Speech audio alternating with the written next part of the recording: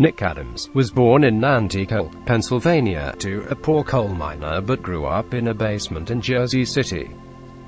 His father had moved the family to New Jersey following the death of a brother in a mining accident.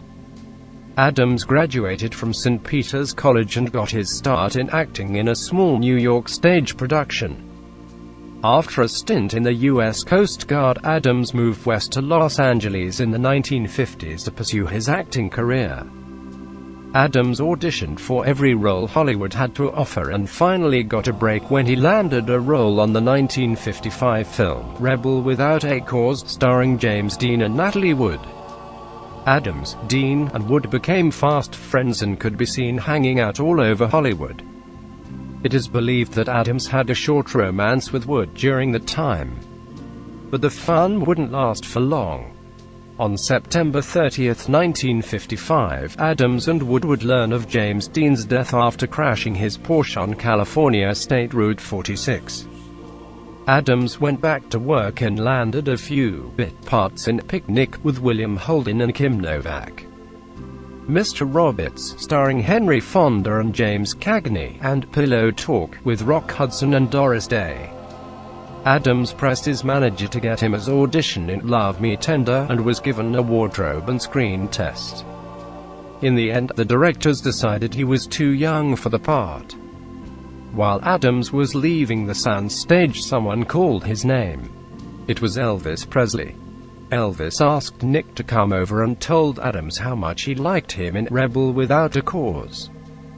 Nick was very grateful for the praise and offered to show Elvis, who was holed up at the Beverly Wilshire Hotel, around town.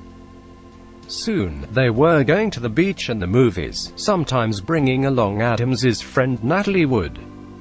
Next to those two meteoric stars, Adams was the struggling, small-part actor. Adams wrote in his journal about attending a showing of the 1956 film The Last Wagon, his biggest part to date, with Elvis and Wood. When I saw my name on the screen, I began to cry, reflecting on the hard work it took to get this far and thinking of all the hard times his family been through. Natalie Wood leaned over and kissed him on the cheek and told him she knew how he felt. Elvis tapped him on the shoulder and said the same thing. But the next day, all the papers had to say about the event was that Elvis and Wood were making out at the movies. In 1956, Adams visited Elvis and his parents at the family home at 1034 Audubon Drive in Memphis for a week. Presley had returned home to prepare for his homecoming concert in Tupelo. I never felt so welcome before in my entire life, Adams wrote in his journal, and described Presley's parents as wonderful, sincere and honest. Adams told stories of the gargantuan breakfasts Gladys prepared for her famous son and other sumptuous meals and snacks, including those famous peanut butter and banana sandwiches Elvis loved to eat. Everywhere Elvis and Adams went, they were mobbed. Adams' journal. It was like a circus ride through Memphis. Hundreds lined the fence outside the home every day just to get a glimpse of Elvis. One day Elvis took Adams to Sun Record Studio in Memphis to meet founder Sam Phillips, the man who helped make Elvis famous. Later that day, Elvis took him to his old high school, Humes High School, to see a favorite teacher, Mrs. Scrivener, and talk to her students. Adams wrote how Elvis talked to everyone, patiently answered the questions, called guys sir, and signed scads of autographs. Nick recalled how Elvis was the humblest, sincerest, greatest guy in showbiz. Anyone who talked to Elvis for 2 minutes think he's the greatest guy in the world.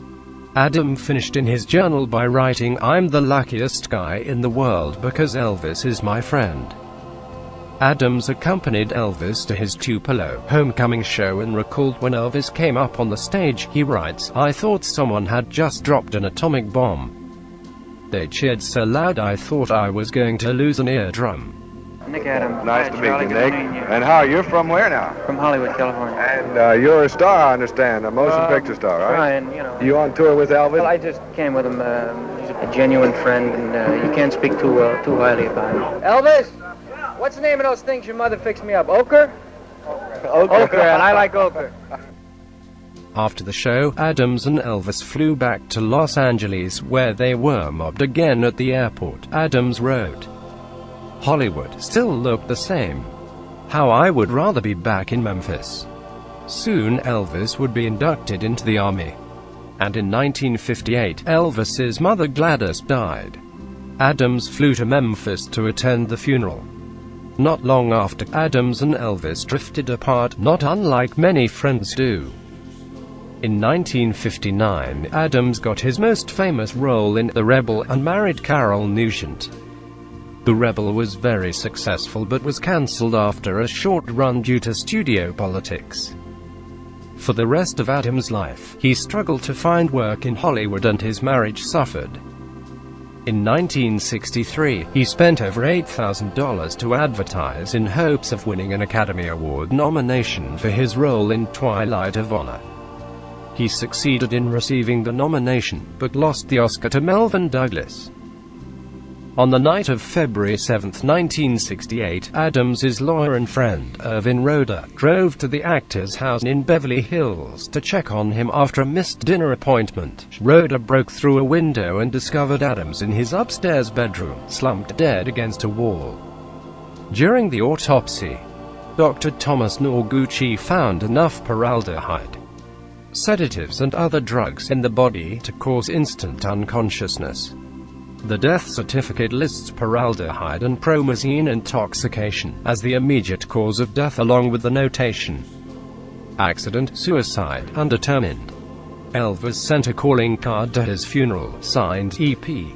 Nick Adams's body was taken back to his birth state of Pennsylvania and is buried in St. Cyril and Methodist Cemetery in the city of Berwick. The backside of his gravestone, which bears a silhouette of Adams wearing the Civil War-era cap from his television series, is inscribed Nick Adams, the Rebel, actor of Hollywood screens. Nick Adams, like many others, went to Hollywood to live his dream. Through hard work and determination he made a name for himself. But in the end, the struggles of being a Hollywood actor appear to have gotten the best of Adams, who in the end took his own life. Thanks for watching. Don't forget to subscribe.